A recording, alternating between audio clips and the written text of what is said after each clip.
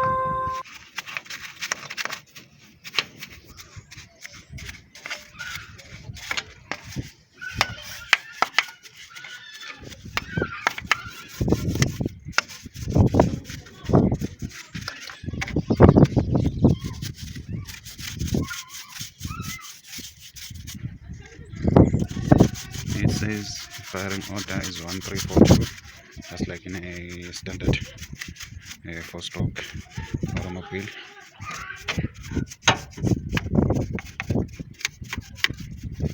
Some say it's no use cleaning these types of things, but I find it wrong, because you can't own a thing and yet never take care of it. Can't have a shoe if you won't clean it.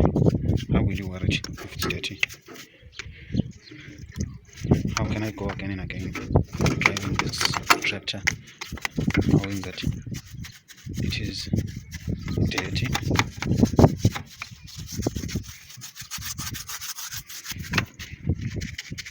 What kind of a person will I be if I just like this? But it because of the purpose with it, not just because I wanted to use it and leave it like that.